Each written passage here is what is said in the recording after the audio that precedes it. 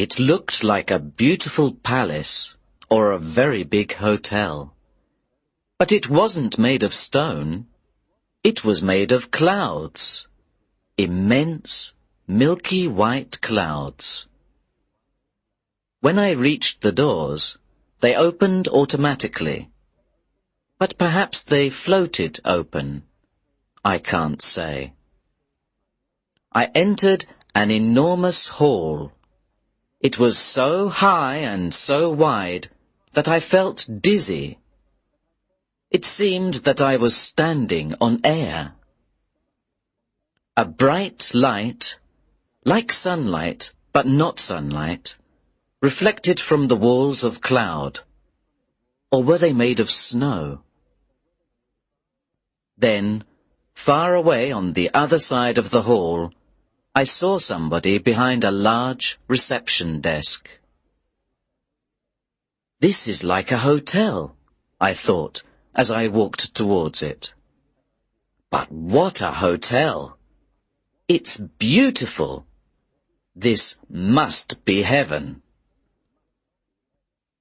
It was a long walk, but I was smiling to myself all the way.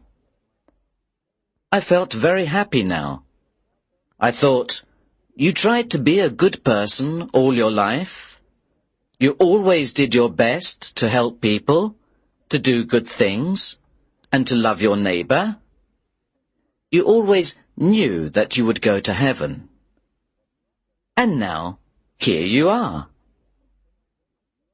Yes, I felt so happy that I wanted to sing. I think I did sing. Quietly, of course. I didn't want to disturb the peace and silence of heaven. I stopped at the reception desk, where a man of about 45 was waiting for me. He wore a green suit of shiny material, like plastic, and a beautiful golden cloak. He looked up at me. Name? I told him. He found it on a computer.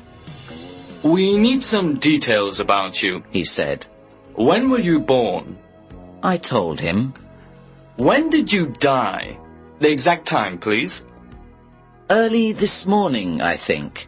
About 5:30. But I'm not sure about it, because I was dead, I smiled.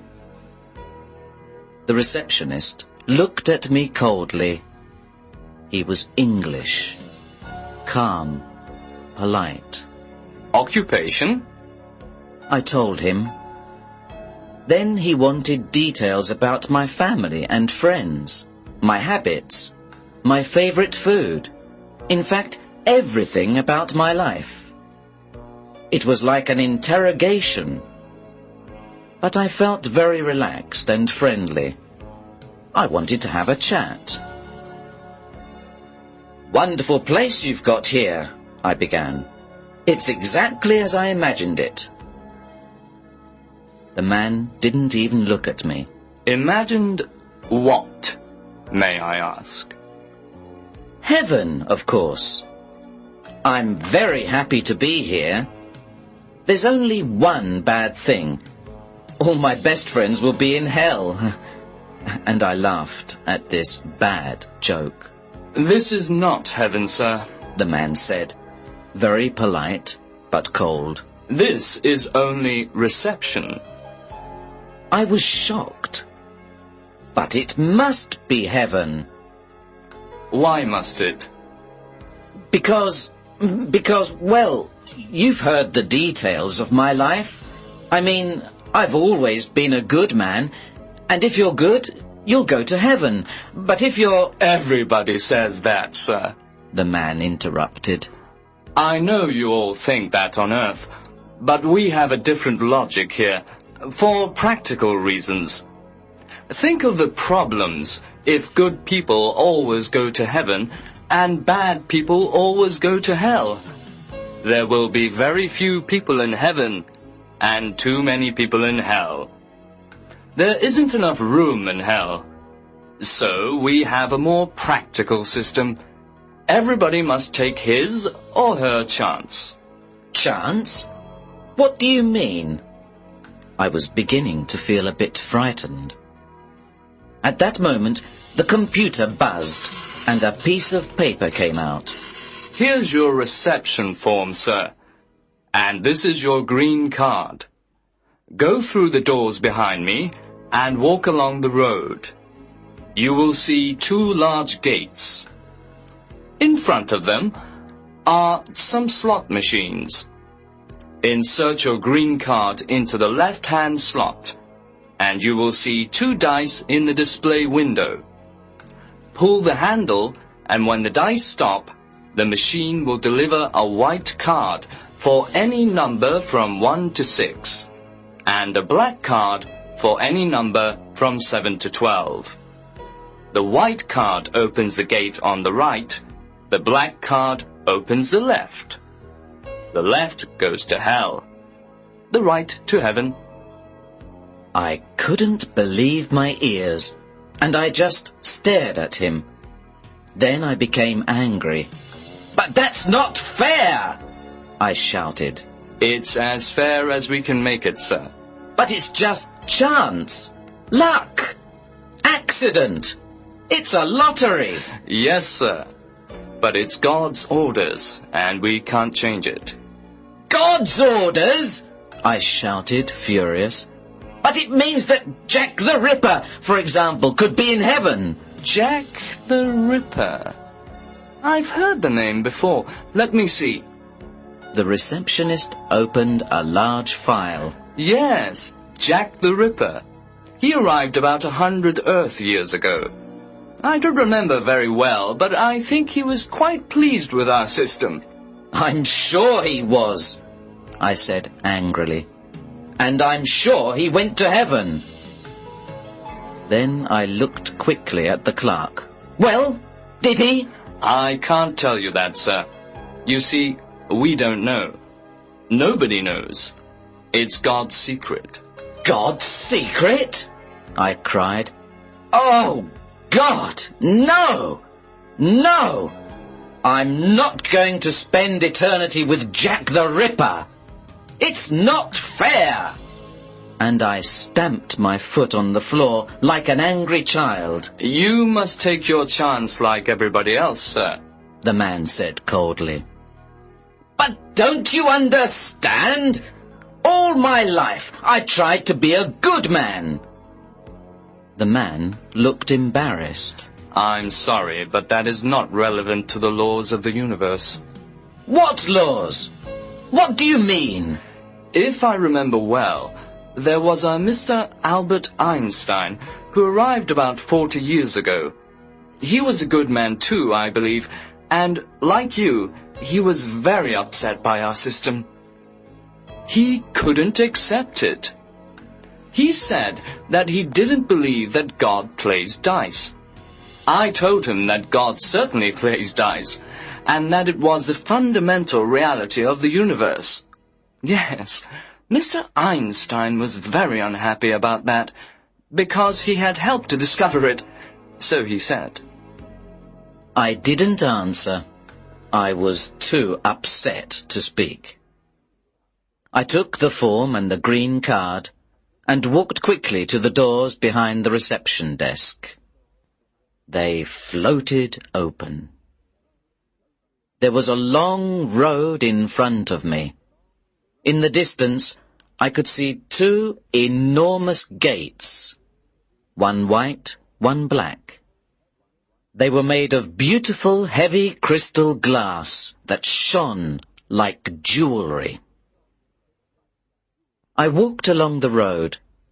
It was very silent. On each side of me were great clouds that trembled and changed in a soft wind. Even the light seemed to change from brightness to shadow and back again. I came to the gates. When I looked at the black gate on the left, my heart stopped. What was behind it? Who was behind it? Then I looked at the gate on my right and trembled. Who or what was behind heaven's gate? I inserted my green card in one of the slot machines. There was a buzzing sound, and the display window showed 2 dice. My hand went up to pull the handle. Not yet, not yet, I said to myself. I want to think. I want to sit down and wait a bit. I want to take my time. So I sat on the road and began to talk to myself. Oh, this is terrible. I never smoked. I never drank. I never gambled. I never stole any money. I never hurt anybody. Of course, I was careful about my health, and I looked after my money, like everybody else. I wasn't stupid. But now I could be with thieves, murderers, politicians, for the rest of eternity. It's really terrible. And so I sat there and talked like a lunatic. Sometimes I looked at the handle of the slot machine which was waiting for me, and I trembled. Well, it's better to be in heaven, even if Jack the Ripper is there. People say that heaven is a beautiful place. Oh, God, dear God, please let me get a white card. So I prayed for a white card, and after a while I felt much better, more optimistic. I felt that God was on my side. I stood up, walked to the machine, and pulled the handle down quickly. The dice began to spin. I closed my eyes, opened them. The first dice stopped at number 2. My heart beat fast with hope. Then the second dice came. 5. Silence. Then, like a photo from a Polaroid camera, the card came out. It was black. I fainted. When I opened my eyes again, I sat still for a long time. Hot tears filled my eyes. I was going to hell. I knew it. I knew it, I cried. I've always been unlucky. But what could I do? I had to enter the door on the left. I had to go to hell. I inserted my black card into a slot by the gate. As it began to open, a strange, aromatic odour came out. I went into another great hall with a reception desk at the far end. It was a long walk. The walls were made of black smoke and red flames. Behind the desk sat a pretty young blonde woman. She gave me a sweet smile. "Hello, may I have your reception form, please?" she said in a friendly way. I gave her the form, and she typed the information into a computer. "Why do you look so depressed?" she asked with her sweet smile. "You're a lucky man." I laughed bitterly. Lucky? "Here's your room key," she continued. "We hope you'll like room 206. You'll find everything in order. Drinks, magazines, a change of clothes, a bottle of wine, and everything necessary for your comfort. There is a reading lounge, a swimming pool, tennis courts, and a card table. We hope that you will enjoy your eternity." I was watching her to see if she was joking behind that sweet smile. "This is hell, is it?" I asked in a sarcastic voice. "That's the official name, yes, but we call it Paradise Regained. I suppose you thought it would be a terrible place, but things have changed a lot. We've made it better. You'll see. Who are we? Oh, there are so many good, kind people here. I can't remember all their names. Let me think. Well, there's an Indian gentleman, Mr. Gandhi, and a nurse called Florence Nightingale. You mean those people are all here? In hell? But it's not hell anymore. It's the dice, you see. The dice? No, I don't see. Please explain. Well, for a long time, a lot of good people scored more than 6 and got a black card. So now there are more good people than bad people. This doesn't happen often, of course. It's a very unusual thing, and it will certainly change again. Then we'll get the usual average of about 50 good, 50 bad. Smiling, I said, "Has God fixed the dice? For a joke or something?" She looked a bit shocked. Oh, no. I'm sure God is an honest gambler. It happened by accident. Well, let's say it's another one of God's secrets, eh? And I gave her a big wink. What about Jack the Ripper? Is he here? Jack the Ripper. She looked through her file. No, he isn't here.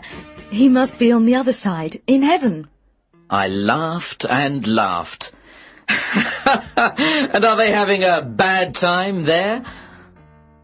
The receptionist said quietly, Between you and me, we've heard that they are having a lot of trouble in heaven. I laughed again, and tears of happiness came into my eyes. Welcome to Paradise Regained, said the woman with a big, sweet smile.